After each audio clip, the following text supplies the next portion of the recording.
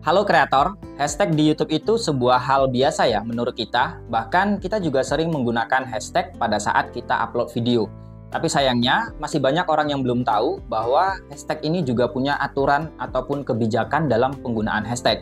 Apabila kita melanggar aturan dalam penggunaan hashtag ini, maka video kita itu bisa mendapatkan pembatasan usia atau bahkan yang lebih parah, video kita itu bisa dihapus oleh YouTube hanya gara-gara salah dalam menggunakan hashtag. Nah, kemarin ada salah satu orang yang join di kelas YouTube saya, dan kemudian beliau konsultasi masalah videonya dihapus oleh YouTube. Dan ternyata setelah saya koreksi channelnya, kita ngobrol, videonya itu dihapus karena melanggar penggunaan hashtag ini. Jadi dia melanggar aturan kebijakan dalam penggunaan hashtag. Nah, buat teman-teman yang kepo dengan kelas YouTube saya atau pengen koreksi channel, teman-teman bisa dapatkan informasinya di Instagram saya @bangzonatutorial. Di profil Instagram saya atau di postingan-postingan Instagram saya itu udah lengkap banget tentang informasi yang ada di kelas YouTube saya. Lalu bagaimana nih tentang hashtag tadi gitu kan? Apa aja nih kebijakan ataupun aturan dalam kita menggunakan hashtag? Saya akan sampaikan dalam video ini.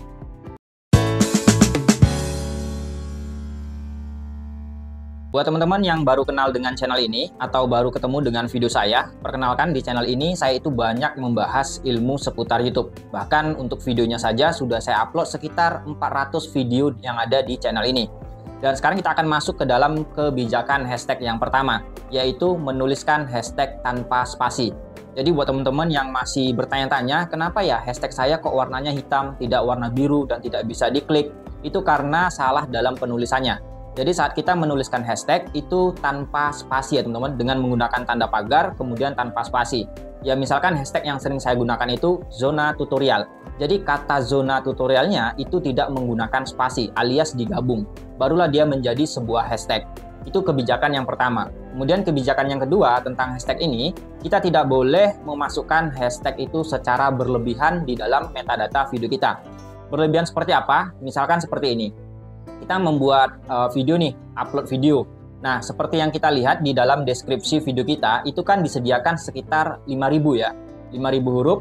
Nah, mentang-mentang itu 5.000 huruf, terus mau kita habisin semua, sampai habis 5.000 gitu. Kita masukin hashtag terlalu banyak gitu. Nah, itu juga akan melanggar aturan dari kebijakan hashtag ini. Karena apa? Karena hashtag yang diizinkan YouTube itu maksimal itu 60 hashtag. Lalu bagaimana jika kita menuliskan 60 hashtag tadi, lebih dari 60 hashtag yang kita tuliskan, maka itu dianggap YouTube tidak ada, alias diabaikan. Ya, itu kebijakan yang kedua. Kita tidak boleh menuliskan hashtag secara berlebihan di dalam deskripsi maupun di judul kita. Ya, gunakan saja hashtag itu sewajarnya. Misalkan 5-10 hashtag gitu ya, ataupun di bawah 5 hashtag gitu. Karena memang hashtag ini juga punya peran penting ya dalam menemukan video kita di penelusuran. Karena orang itu juga bisa menemukan video kita di penelusuran dengan menggunakan hashtag. Kemudian kebijakan yang selanjutnya tentang hashtag ini, kita tidak boleh menuliskan hashtag yang menyesatkan. Maksudnya gimana? Misal nih, kita bikin hashtag itu tapi hashtagnya tadi tidak ada hubungannya dengan video kita. Misalkan video saya tentang edukasi tutorial YouTube, berarti kan hashtagnya tutorial YouTube, seputar YouTube, atau hashtagnya thumbnail jika membahas tentang thumbnail gitu. Tiba-tiba kita masukkan hashtag yang tidak ada hubungannya dengan video kita. Misalkan hashtag viral, gaming gitu ya. Dan itu kan tidak ada hubungannya dengan konten saya. Dan itu juga dilarang oleh YouTube karena tidak ada hubungannya dengan isi konten kita. Dan itu juga akan mengakibatkan video kita itu bisa dihapus oleh YouTube karena penggunaan hashtag yang salah. Kemudian untuk kebijakan selanjutnya, kita juga tidak boleh menggunakan hashtag, tapi hashtag itu kita rangkai menjadi sebuah kalimat yang sebenarnya kalimat itu mengandung pelecehan, misalkan ujaran kebencian atau menghina. Ya, jadi itu tidak boleh teman-teman. Karena kalau kita membuat hashtag nih, misalkan kita kumpulkan 10-20 hashtag, tapi hashtag tadi kita susun menjadi sebuah kalimat yang maknanya itu adalah pelecehan, ujaran kebencian, atau menghina seseorang, itu tidak diperbolehkan. Karena kalau kita menggunakan hashtag yang seperti itu juga bisa dianggap oleh YouTube melanggar aturan dari kebijakan hashtag ini. Apa efek sampingnya untuk video kita? Maka video kita bisa kena pembatasan usia.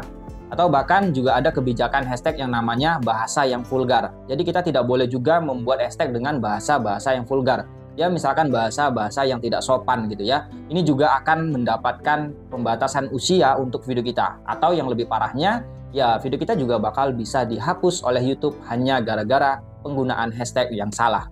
Kemudian untuk kebijakan yang terakhir itu dinamakan kebijakan non-hashtag. Meskipun kita diizinkan dalam menggunakan hashtag baik di judul ataupun di dalam deskripsi, namun namanya tag deskriptif ataupun pengumpulan kata kunci yang berlebihan di dalam deskripsi itu juga masih dilarang oleh YouTube. Kenapa dilarang? Karena itu bagian dalam aturan penyesatan metadata. Jadi saat kita melakukan penyesatan metadata, maka video kita itu juga bisa melanggar aturan dari YouTube-nya. Banyak nih di antara teman-teman yang membuat kata kunci ataupun kata yang berulang-ulang itu di dalam deskripsi dengan menggunakan tanda koma-koma. Misalkan, cara bikin thumbnail, koma, cara bikin thumbnail, koma, ya kan? Cara membuat thumbnail, koma, itu dikumpul-kumpul, ditumpuk-tumpuk di dalam deskripsi hingga penuh deskripsinya hingga 5.000 huruf gitu ya. Ya, jadi itu juga akan beresiko, suatu saat akan beresiko terhadap video teman-teman. Karena itu termasuk dalam penyesatan metadata. Ya, buat teman-teman yang nggak paham metadata itu maksudnya kolom-kolom yang kita isi. Ya, apa aja kolom yang kita isi pada saat kita upload video? Ada kolom judul kan, ada kolom deskripsi, ada juga kolom tag ataupun kolom kata kunci.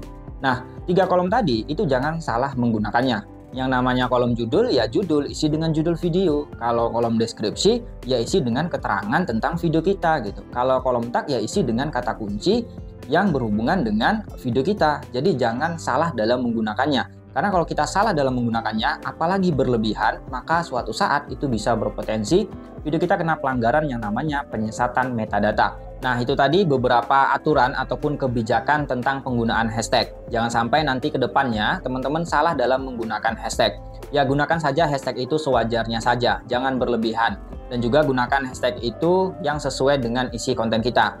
Kalau teman-teman masih butuh informasi seputar hashtag ini, teman-teman bisa cek linknya ada di deskripsi video saya ini. Atau teman-teman yang pengen koreksi channel dan juga konsultasi langsung dengan saya secara video call, informasi lengkapnya juga ada di deskripsi video ini. Jadi silahkan cek deskripsi video ini untuk mendapatkan informasi lebih lengkap. Atau teman-teman yang merasa subscribernya susah banget untuk naik, teman-teman bisa tonton video saya yang ini. Udah saya bahas di dalam video ini. Semoga video ini bisa bermanfaat. Sampai jumpa lagi di konten selanjutnya.